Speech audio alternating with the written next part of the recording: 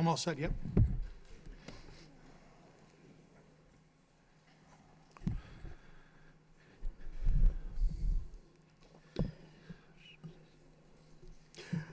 All set. Good evening. This is a meeting of the Finance Subcommittee that has been called to take up the issue of the new school and financing of that new school. So before we begin the meeting, Mr. Clerk, could you please call the roll? Chairman Elliott?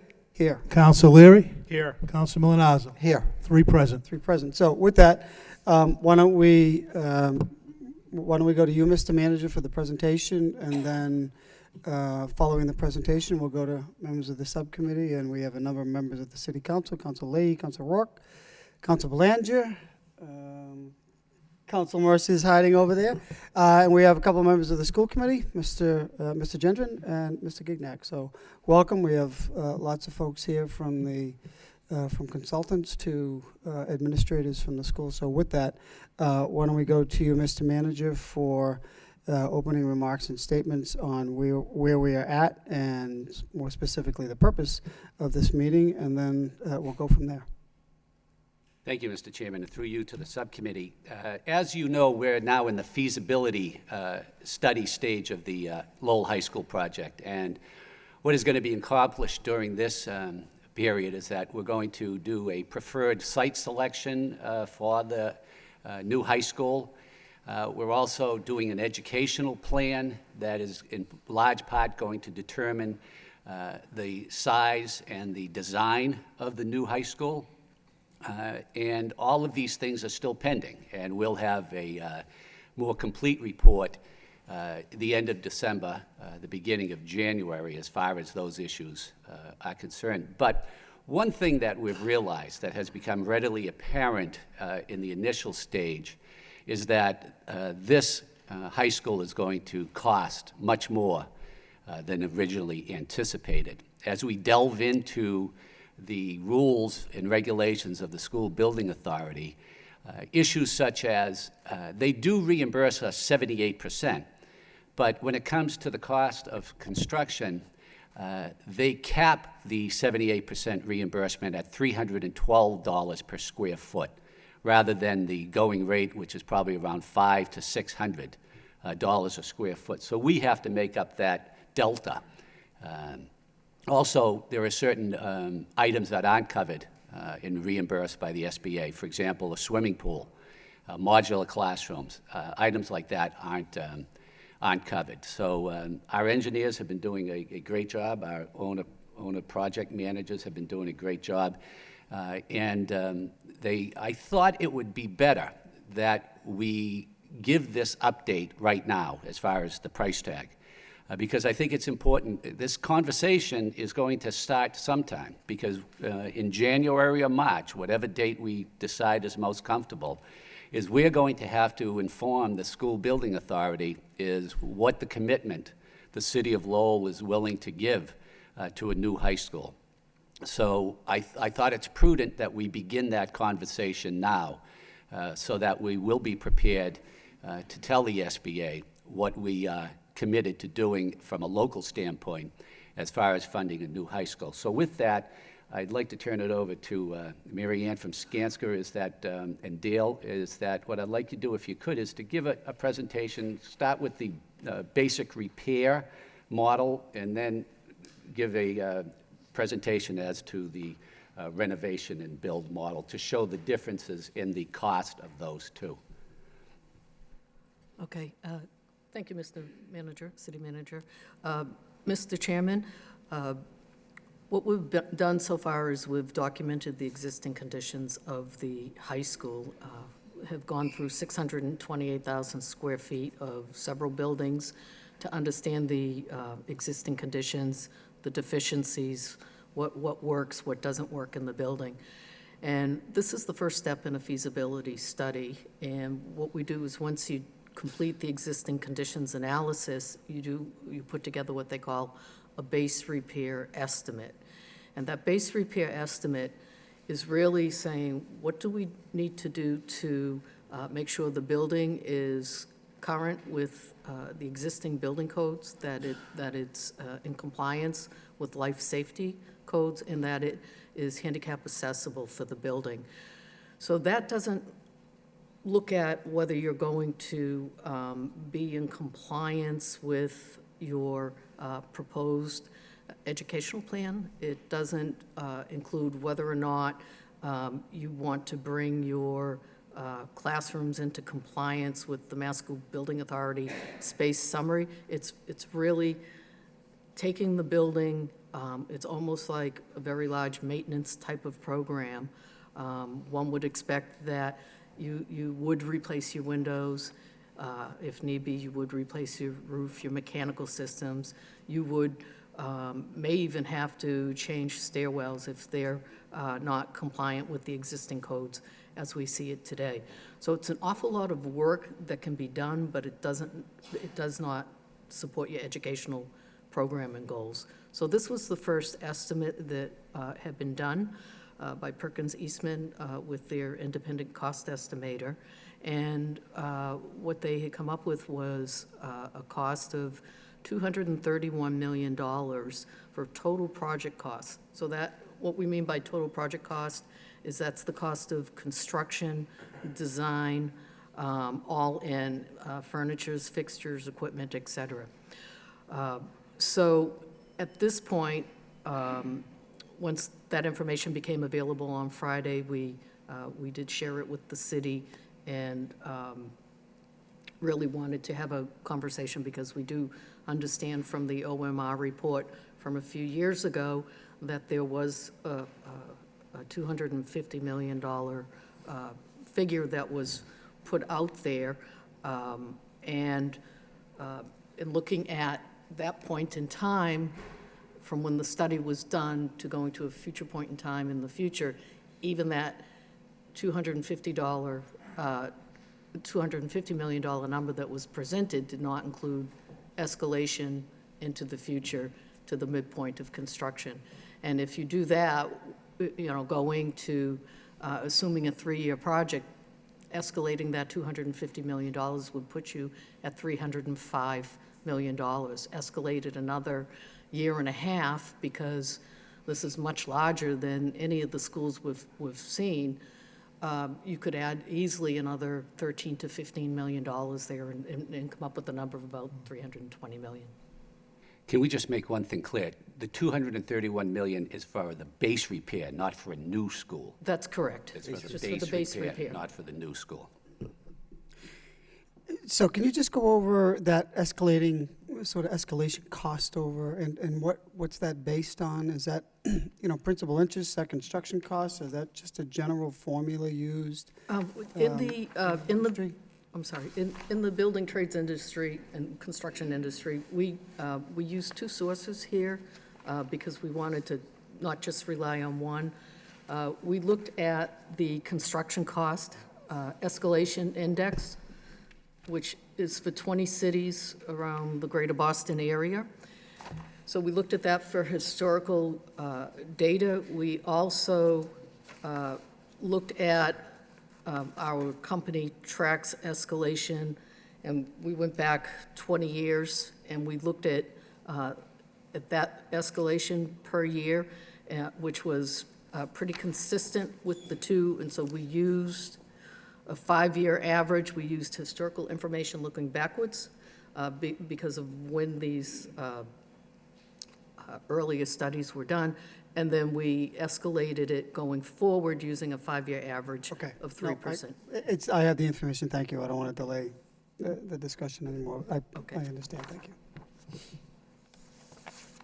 Okay, so one of the things that we did in trying to look forward about potentially what a renovation or a renovation addition or a new project might look like, what we did is we had selected several projects, one of them being Winchester High School, because we thought that was most like Lowell High School in the sense that it was a phased occupied renovation, and it's very current, and we're completing construction in the next year, so we have a pretty good idea about the costs and the phasing and all of that.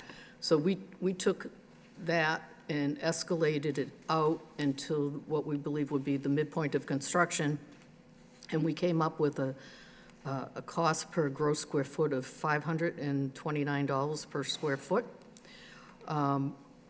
Two things to take into consideration there is that the gross square footage is 286,000, and the project for Lowell would be 2.5 times that size, so we anticipate that you would probably, instead of having a 3-year project, potentially could have a 4 or 5-year project. So then you would be escalating a little more into the future. But what we're really going to see is this is our first report. This is the first part of the feasibility study documenting the base condition. Now the next step for us is to finalize the educational program and plan, which I believe will be voted on sometime over the next several weeks and approved by the school committee. And then we'll take that information and develop a space summary analysis about what that program could look like. If it was a renovation project, we know that there's 628,000 square feet in the existing high school, including the freshman academy.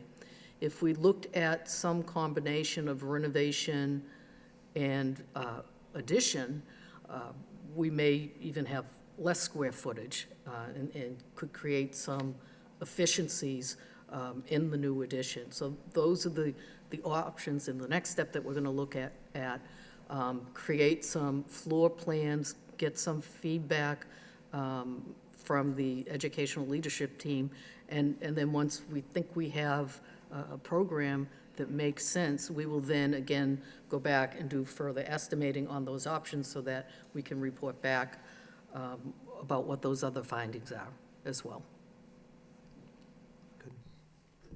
Councilor Milonazo. Thank you, Mr. Chairman. One question on the cap, the $312 per square foot cap.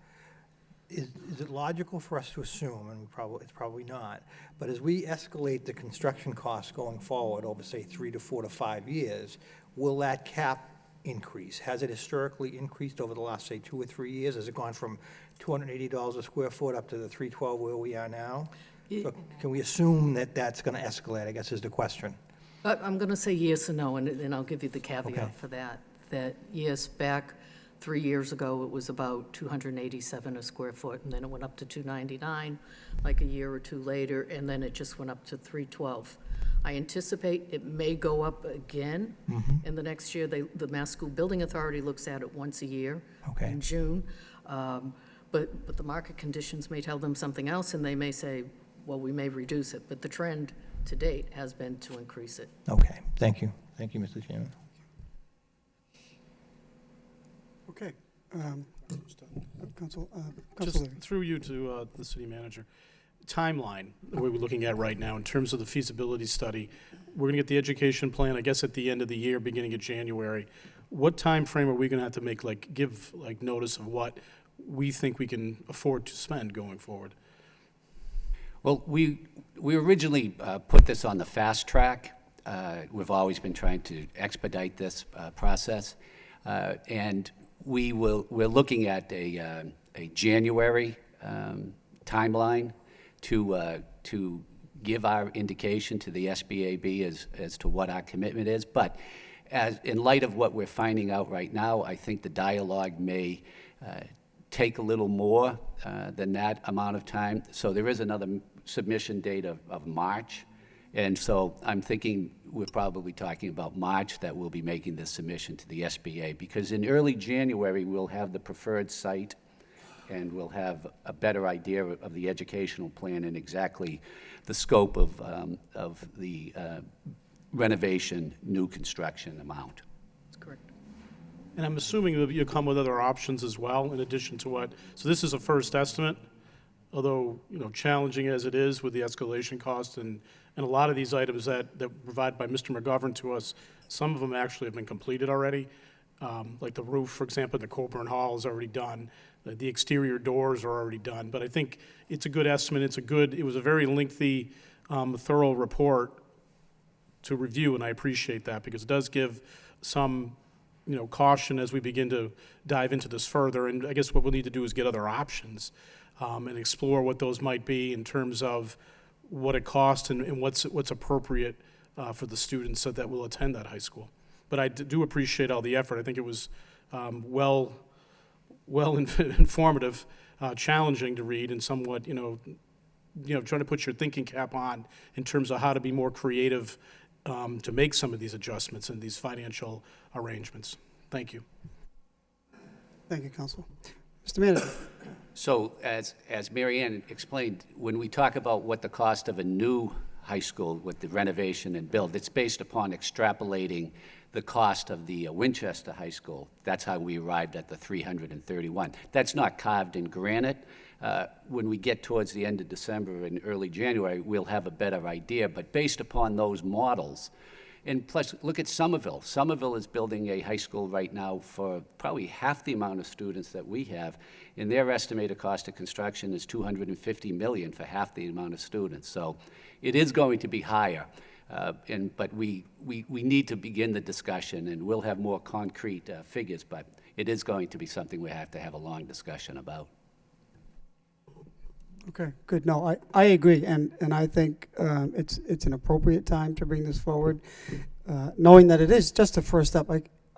If I understand this correctly, the next step, and as equally important, is the educational component, because that information from the school committee is going to say, these are the programs that we're running at the high school, and these are programs we want to maybe expand or not, and you'll also look at current and future enrollment data to say this is the space, and based on the numbers with presumably the programs and the classes that are being offered, this is the space that you need, and combining that with minimum baseline data of all the problems that have to be corrected, that gives you an idea of the need space-wise, whether it's, and does that dictate whether it's going to be on location or another suitable site? Is that still up in discussion? And that's not something that we have any say over, is that correct? What I want to say, Mr. Chairman, is that we are in the process of vetting other sites to see whether it makes sense, whether, the massing, if a school could fit there, what would the cost of because the cost of a new school on one site could be more expensive than cost of a new school on another site, just because of the availability of utilities, the soils condition, whether there's any other considerations there. And we have a whole criteria that we're vetting this with, probably 20 different items that we're looking at for the criteria, so that we don't pick a site that is not optimal. What we would want is to pick the most optimal site if there was going to be a new school in a different location. So that's in process right now. And so that is still on the table here. As far as everything you stated, the educational program really is our basis of design going forward, because that information, we take that along with the enrollment numbers, put together a space summary, and then we account for all of the educational programs, so to speak, that are currently taking place and are approved going forward in the educational plan. And so it actually becomes a very tedious exercise, because it's literally number of students, number of square feet, having 85% utilization in all the different courses and programs, and we're very fortunate because we have Bob Bell, who was on the design team working with us, who has actually an incredible reputation with the Mass School Building Authority for doing this type of work. So we're in good hands here for that next step in the exercise. Good. I just have two other questions, and I know there are other members that have questions, but so just to follow up on the manager's statement, and actually Councilman Linazzo's question on that cap of $312 per square foot on eligible activities. In reality, as mentioned in the memo, based upon that formula or that model, the percentage shifts essentially from 80 closer to 68, right? And I mean, so that's something that we truly have to factor into, our financial means here in the city and taking this step. I think this is very much an eye-opener and more of a reality check on, where are we at, and knowing costs are going to continue to escalate. We're not going to rush into this, but it's important to factor that into our financial forecast and what we need to come up with on the local level. So I think this is very timely. And lastly, do you anticipate having that information, that educational component, that data, and factor that into the decision or the information by, did you say by late December, January? In Yes. that time frame? Okay. Yes, that is correct, sir. Okay. And is that part of the schedule that we need to stay on anyway? Yes, Okay, good. that's the feasibility stage. What I'm talking about, the January versus March, as far as giving an indication of what our financial commitment will be. So we can delay that. Got But it. this will be available for us in late December, January, so we can now see where the most preferred location is and what the design of the building should be. Okay. Councilman Linalzo, then Councilman Larry, then Councilor, Thank you. everybody. Thank you. My question has to do with the financing, and I appreciate the information that the financial team put together for us. But in looking at what we've borrowed over the years with the federal mandate as an example for the combined sewer overflow, I'm looking at this high school really as a local mandate that, in my opinion, I'm one of 9, but I think that, the city of Lowell deserves a first-class high school. And it ends up costing, instead of $73 million on the tax side of the ledger, it's a $95 or $100 million.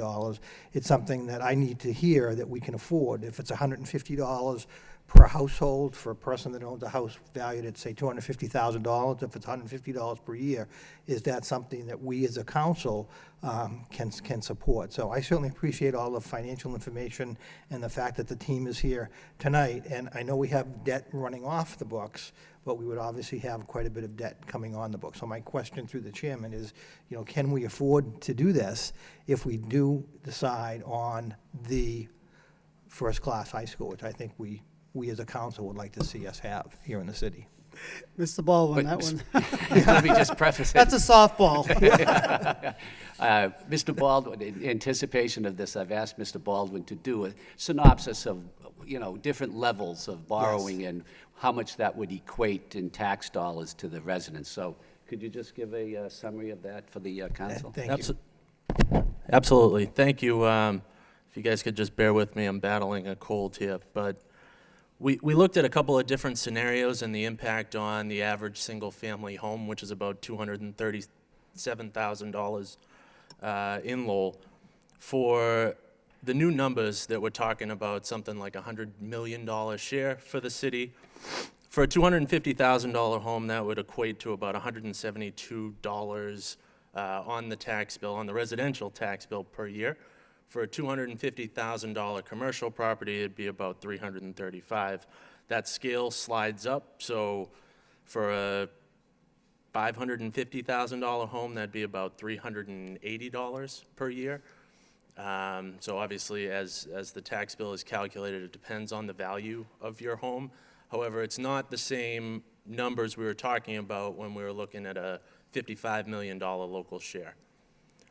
So that was at the $100 million number. It's just slightly less. We're looking at about $5 million a year annual debt service and principal and interest to cover our local share. For a $93 million local share, it'd be about $160.73 for a $250,000 home. So not a huge difference between the two, but obviously the council and the administration would need to keep in mind all the other infrastructure needs, capital priorities of the city, which would also, as debt comes off, add additional debt as we move forward. And if I could, Mr. Chairman, you were talking also about shifting some money that had already been voted on, $20 million for school improvements to this net number, as I recall in the material. It was a $20 million shift that was possible that could lessen the burden a little bit. Some burden's still existing there. authorization may be able to be shifted. Right. We also may be able to rescind some of the existing authorizations off the book, which would allow for additional debt to be carried. However, that's separate from the debt service that would be part of each year's annual operating budget, Okay. which would directly impact the tax levy. So, Council Leary, but just to follow up on that question while we're on it, so we'll have to come back.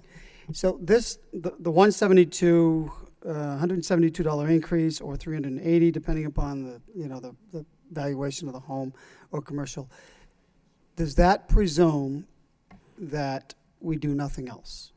That says, guess what, you're gonna put $100 million on, for this school, but we won't be doing anything else within the next, within that time frame, which would be, how long of a term?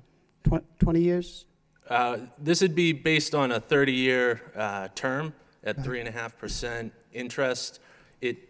There are a few assumptions, and that's a good thing to point out.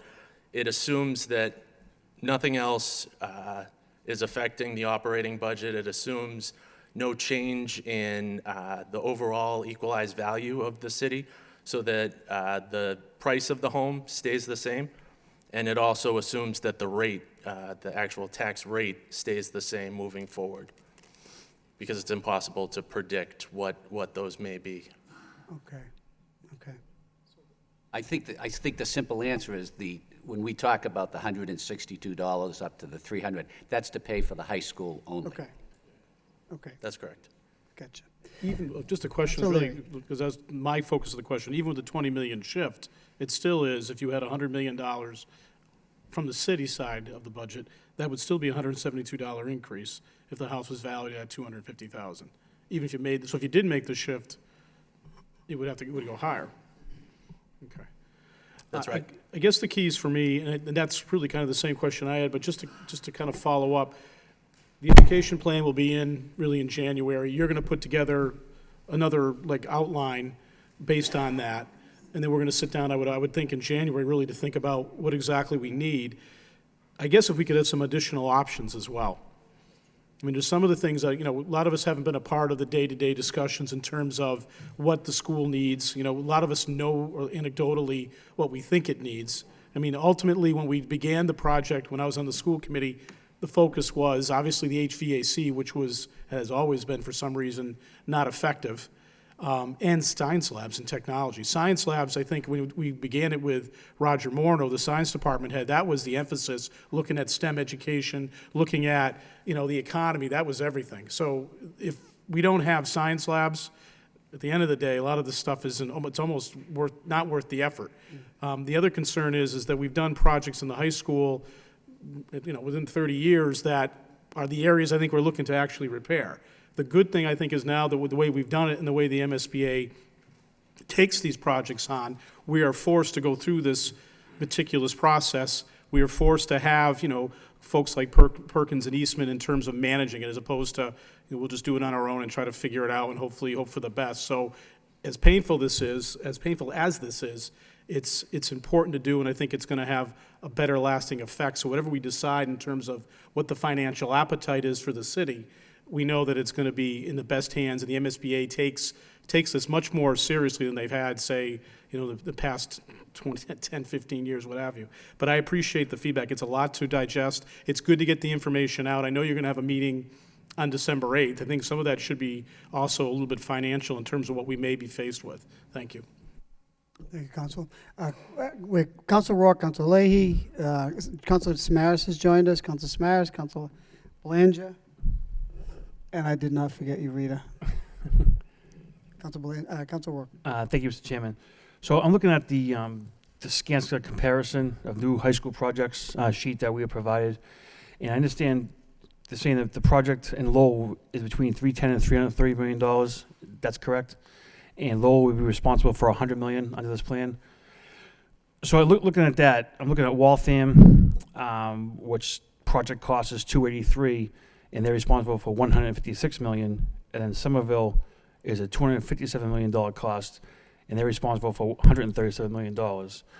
So if this is what we're using for a template, why is Lowell only paying $100 million for a project that's up to $60 million more? We get a higher reimbursement rate than those communities, so that's why our local contribution would be lower than them. Then 68%?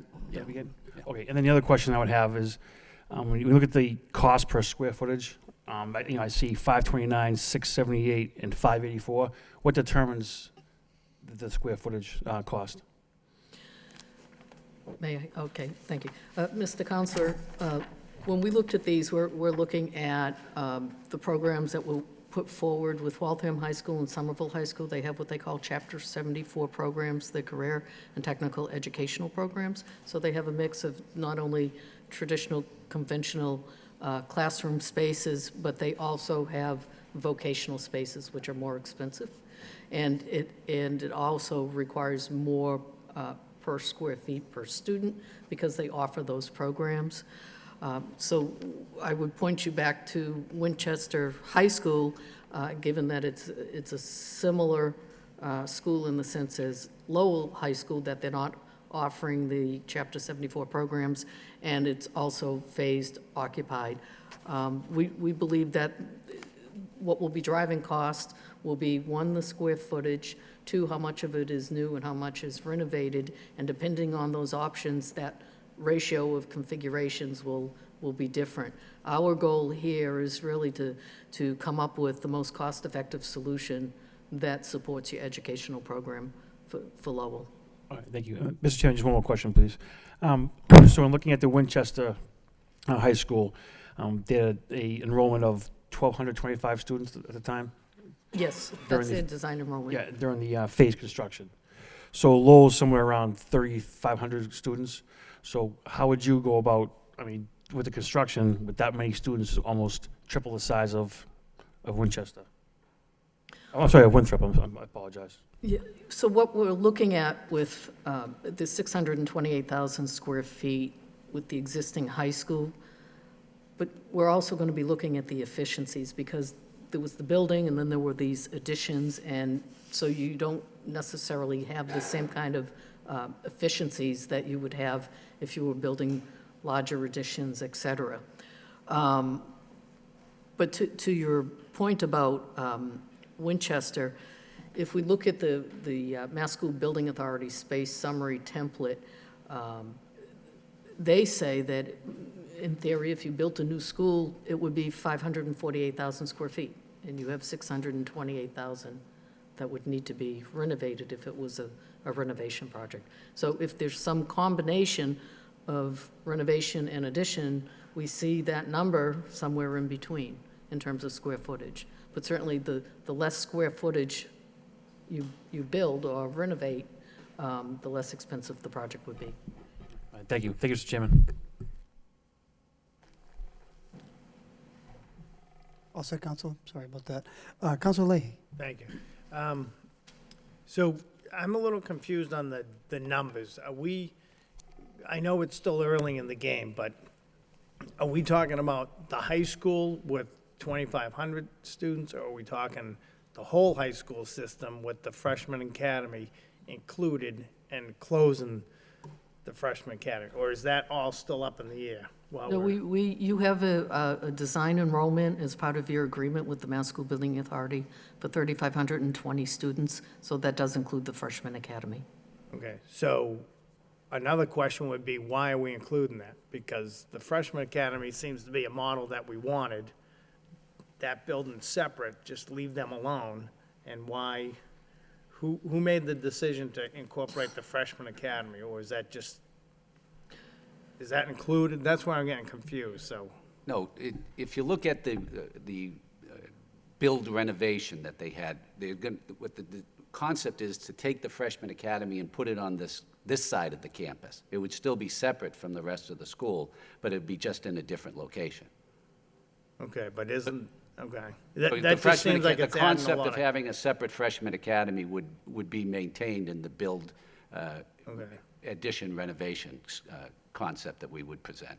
All right. So when we get further down the line, though, and if we can't afford stuff, we can leave the freshman academy where it is, right? And take Yep. that out of the equation? Absolutely. Okay. All right. And then, so, and again, it's early in the stage. Things like the field house that has the pool in it. Is that like, right now, we're looking at it like we're moving that and we're building a pool again? Or are we keeping that building and renovating it? That would be an option that we would look at, and So these are and if things the we're all- budget would support it, I mean, we're going to look at lots of different options here to see what makes. So the numbers we're getting tonight are as if we moved the freshman academy, did a whole new pool, field house and everything? Well, the numbers that we've given you tonight, based on the 231 million, is about a base repair project. Okay. The ranges that we're pointing to is we're extrapolating information that we see that the project, the various scenarios are likely to cost anywhere from $530 to $600 a square foot, depending on what the configuration of new and, new meaning additions versus renovation. Those two square footage types are going to cost different amounts of Sure. money because they're different spaces, and we may not need as much. I mean, if we did strictly a renovation, you have 628,000 square feet. If you do some combination of a new addition and renovation, it could be less than 628,000 square feet, and so therefore your costs would be less. It all depends on the option, and there's going to be several different configurations that we'll be able to look at and put estimates together for. Okay. And later on, we'll get a cost per square foot for new versus renovation? Correct. We don't really have that now, right? Do we have a ballpark? Correct, we don't have it because the Okay. renovation is much more in-depth because it's taking the educational program and making sure that those goals are supported in whatever that project is. Okay. And then just quickly, one other thing, could someone just, for people at home and who people are here, can you just explain the educational part that we keep talking about? Yes, it's part of the feasibility study process where every school district that has a school project is required to have an educational goal. Educational program and plan.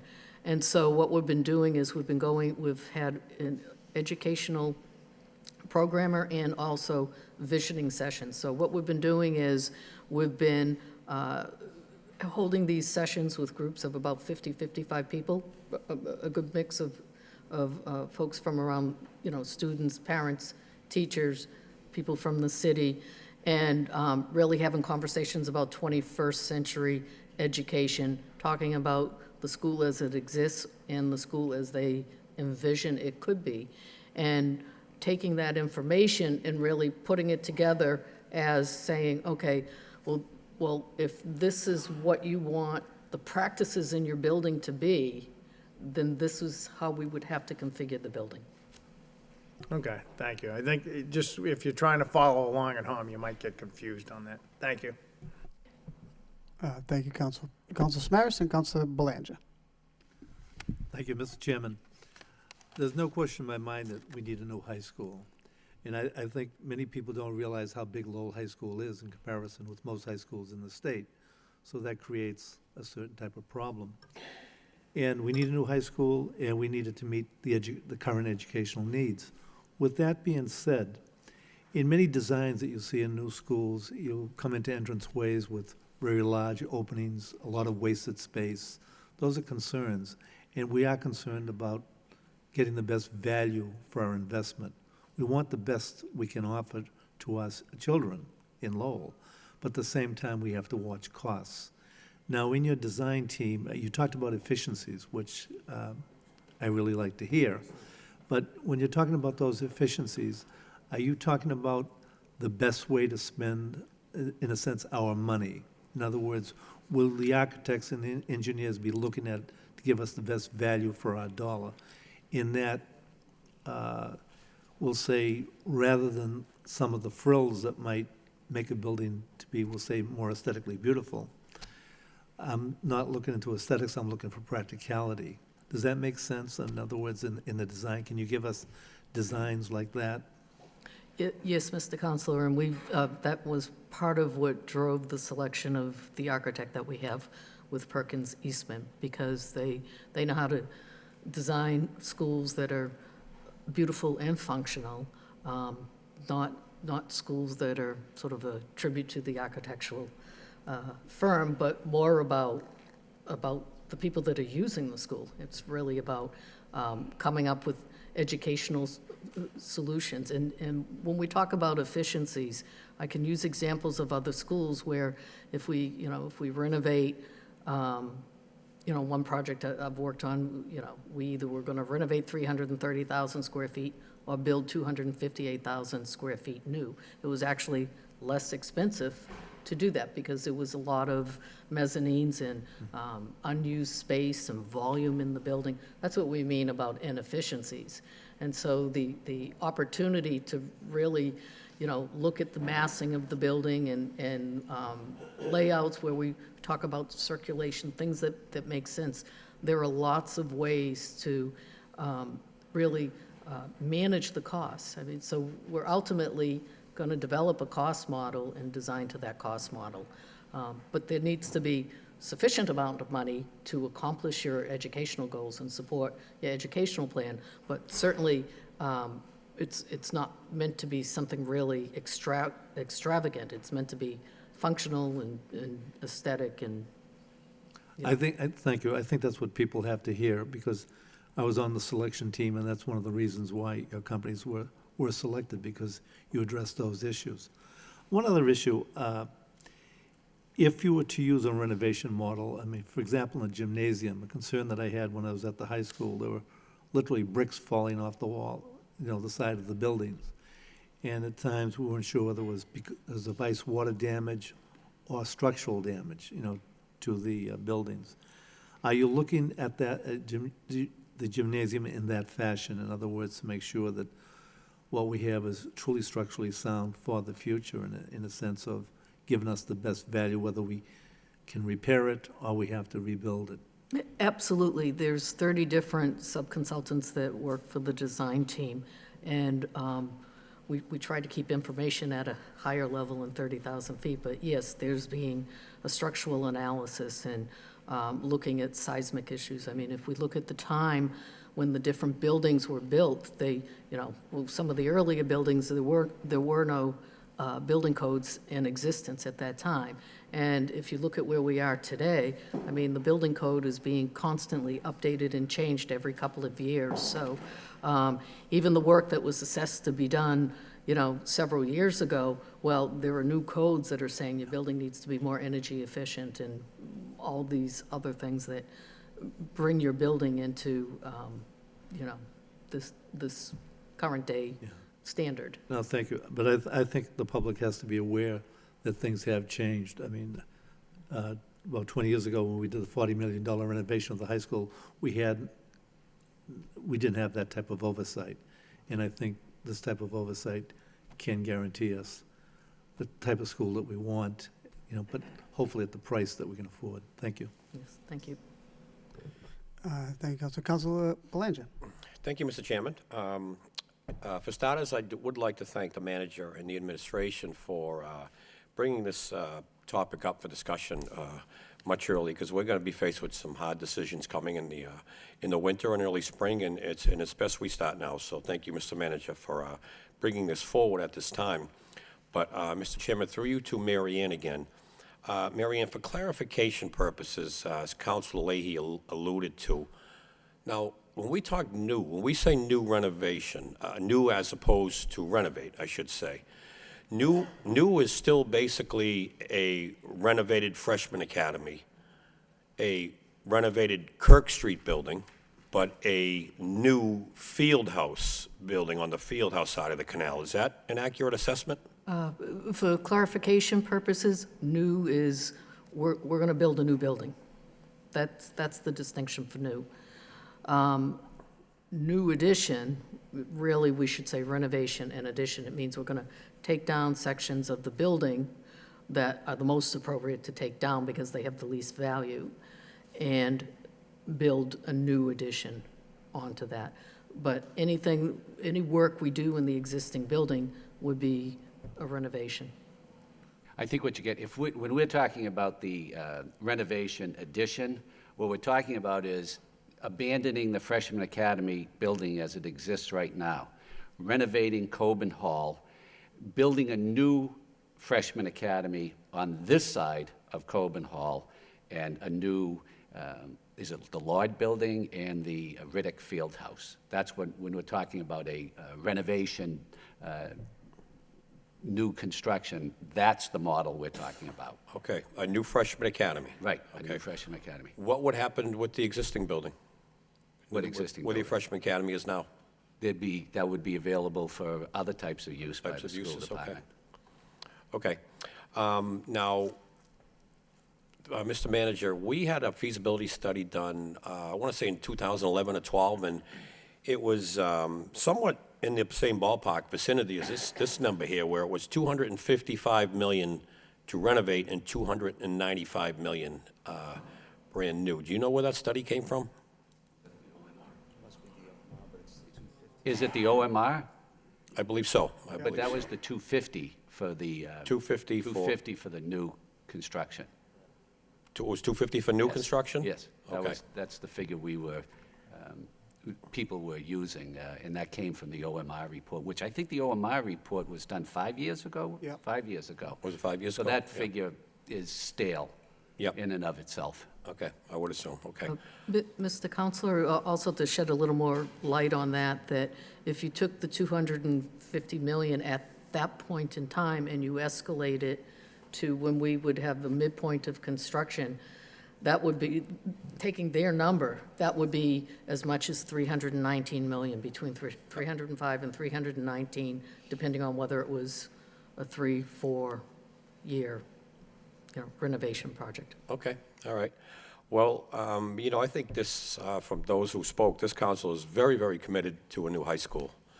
But it has to be affordable. I mean, now that we could be talking $100 million bond just on the back of the taxpayers, we had a proposal a few months ago, Mr. Manager, if you'll recall, where we had a new, on Tanner Street area, a new police station and a new DPW facility, campus style, for about $100 million total for the both. So this is an extremely high price tag. But this is, again, very early preliminary figures, Mr. Manager. And you had also alluded to committing to the SBA what the city is able to commit to.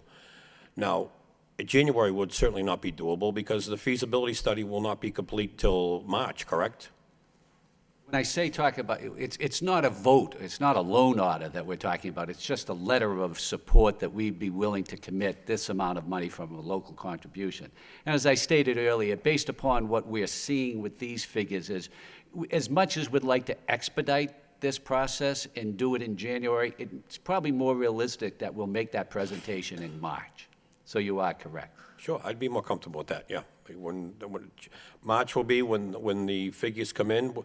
The actual numbers will come in for both new and renovated. So, we'll wait and see, I guess is the approach I will take as to what this cost comes in at. But we need to be very alert as to, we want as much as we can for a new high school, but, we can't, that will basically handcuff us from any sort of new police station or new DPW facility. I mean, that police station is not going to last another 20 years without some sort of investment or relocation.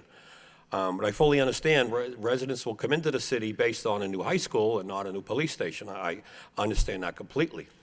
But, so we'll just I'll take a wait-and-see approach at this point where it comes in, and I'll remain optimistic on a new high school. So thank you very much, Mr. Chairman. Okay. Councilor Mercia has been very patient over there, but she doesn't have a mic.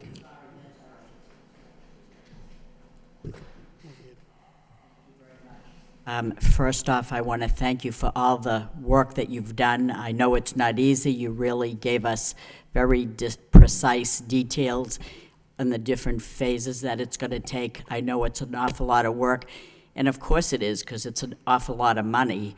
and I know that it's needed. We need to do this. But I have two questions here. When we talk about the square footage and we talk about the, renovations at the existing site, Lowell High School, are we talking about on the same footprint that's there now?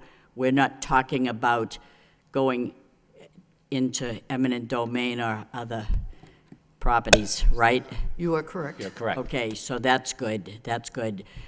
And the second thing I wonder is, if you put your letter of intent in, and then you come back to us and you're telling us about the renovations, but we didn't hear about the cost or the site of a new school or whatever, when that final determination is made, if we pick, let's say, this, isn't it the SBA could then say, we're gonna choose this? Do they have the ultimate say as to what we're going to choose here? Yes, please let me back up, Ms. Councilwoman, that what we're looking at is we anticipate somewhere in January, maybe mid to late January, early February, we would hope to come back and present what the options are, so that, one, you have an understanding about what the space configurations would be and what those costs would be, and that implication. Your other question in terms of what we would do with eminent domain, we're only looking at the existing high school when we talk about That's right. square footage. And I have to apologize, it was the third question in there about the MSBA. Essentially, you have some time that if we make a submission in March to the MSBA for this preliminary design program, we will then be making a second submission after that. We'll be presenting to them, I'm just going to say, let's say it's a half a dozen scenarios, and these are the different options. As a result of meeting with them, okay, they're going to say, well, we think you should continue reviewing 3 options. One would be new, one would be renovation addition, the other would be renovation. That at the second stage there, when we complete that, and again come back with more information about numbers and total project cost, we would, when I say we, I actually mean you folks, would be making a recommendation to say, here's our preferred option. And that the Mass School Building Authority will either agree with you or not. And that's why we're doing this in-depth analysis, because, we have always had the Mass School Building Authority say that we've done true feasibility studies. We haven't rubber stamped anything. We've done our due diligence so that we can provide you with the information so that the city and the district can make an informed decision. And when you do that, I don't think the Mass School Building Authority would second guess someone. It's usually when somebody really hasn't done their homework. Because what happens is that information that we submit gets vetted by the Mass School Building Authority by another architectural team and engineers. And either they see that we've done what we're supposed to do here, or we didn't, or if they had questions, they would send us back to look at it. But in the true legal sense, yes, they have the final say, but I think they like to agree with the district when there's been a true serious effort made in vetting of the options. So when do we possibly think that the last phase of the whole shebang will be over? How long are we waiting for? We are anticipating that November 9th, 2017, that we will submit a schematic design on one option to the Mass School Building Authority. Then we're scheduled to meet with the Mass School Building Authority on December 14th, 2017, in which the board would give you basically approval of your project, and then you would have a local approvals period, which can be very quick or can be up to 120 days. Thank you very much. That's wonderful. Keep up the good work. Thank you. But to follow up, but before that, before November, you'll be before this board with the preferred option after you complete your analysis and design. Do you meet with SBA, before that and have sort of offline discussions, or on exactly what your findings are and proposed plans? Yes, what will happen is as soon as there is an approved educational program, we will send that to the Mass School Building Authority. Oh. It will be part of our submission. They'd be interested in seeing that.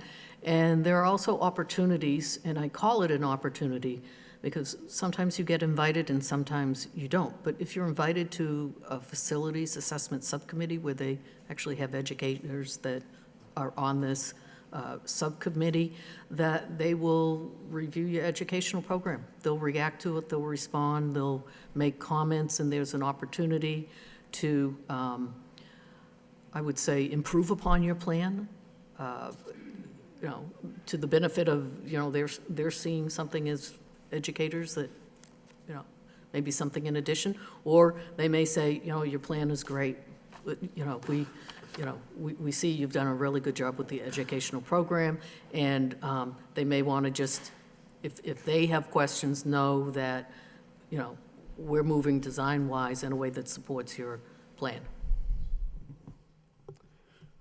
Okay, Mayor Kennedy's here. Do you have anything? You're all set. Okay, good. Councilman Milanazzo? If I could, this would be my last question or comment. Lowell's always been a city of firsts, and I'm going to look over to Council Samaras to talk about that Lowell High School was the first public co-ed high school in the country. So I guess my question to the city manager would be, do you think there's any effort that we can mount either through the Greater Lowell Community Foundation or some other group to go out and pick up on Council Belanger's thought about, you know, naming rights or going out and raising money? We've had a lot of distinguished graduates from Lowell High School who've been very successful. Do we have an opportunity to work with the Greater Lowell Community Foundation and look at the National Science Foundation or the Kellogg Foundation and to set up some sort of endowment at the nonprofit community level to just help with a portion of the debt service? Again, the money would be deposited, managed by others, but again, thinking outside the box, the fact that it's the first public co-ed high school in the country, can we build on that, I guess is my question. Councilor Belanger has brought a motion, and we're looking into it right now for naming rights for public facilities in the city, and we'll include that. You know, the original thought was naming rights for Colley Stadium, Right. Lasher Well, Park. again, UMass Lowell, the Saab building, you look at what Lowell General has done. I mean, that Lowell General has raised tens of millions of dollars, you know, privately to build their campus. So, you know, there may be an opportunity here to do something, especially if we just, again, build on that first co-ed, public co-ed high school in the country.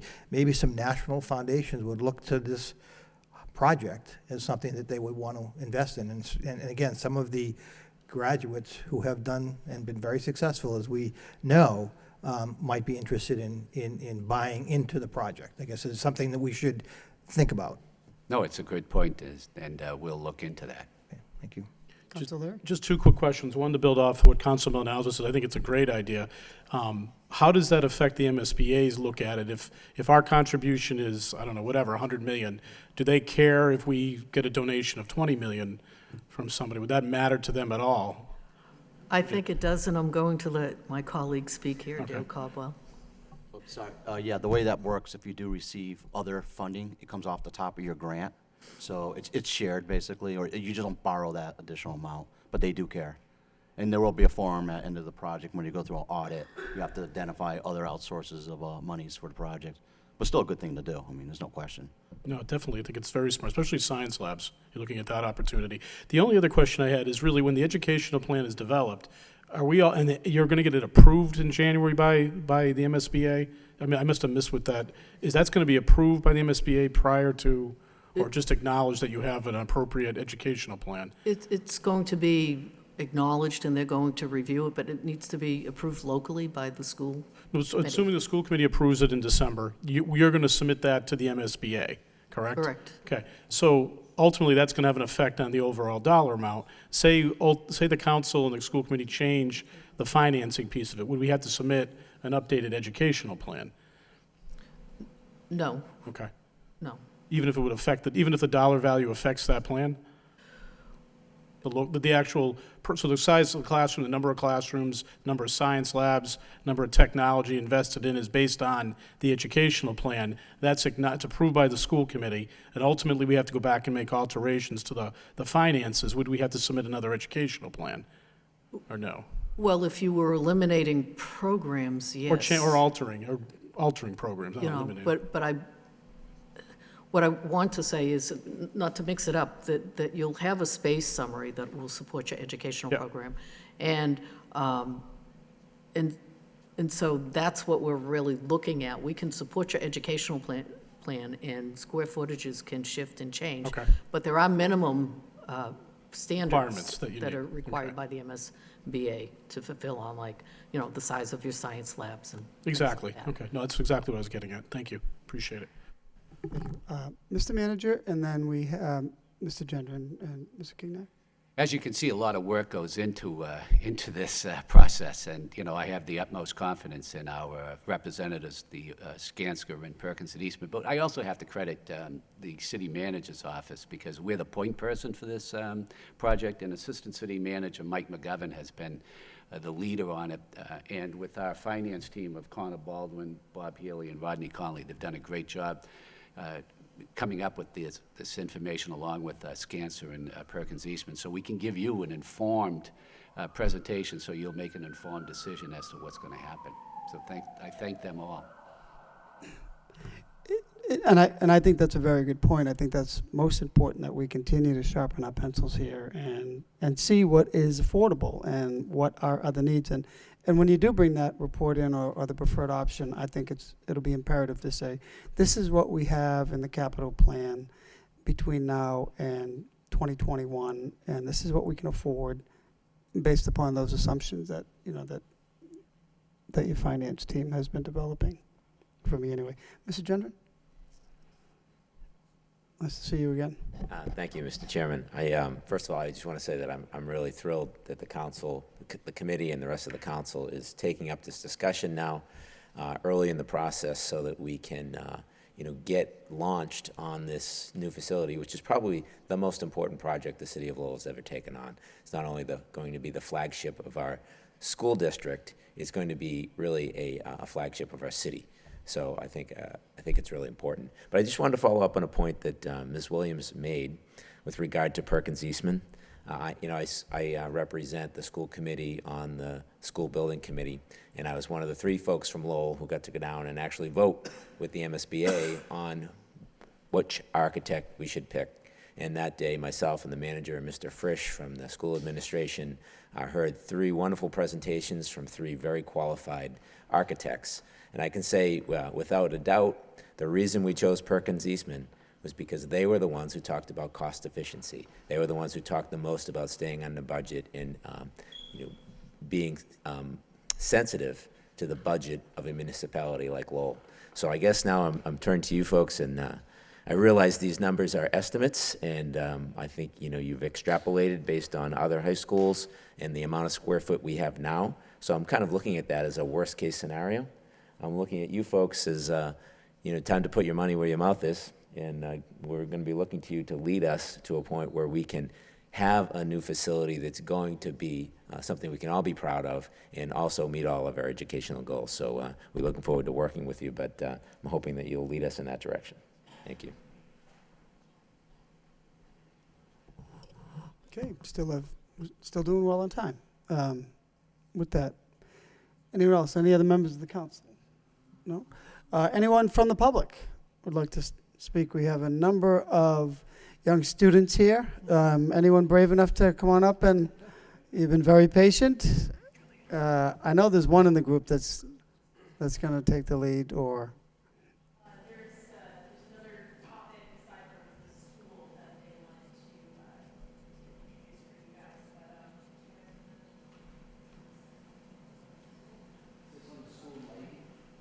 but Is this on school? It's on the agenda. Oh. Oh, okay. Anything on the new high school?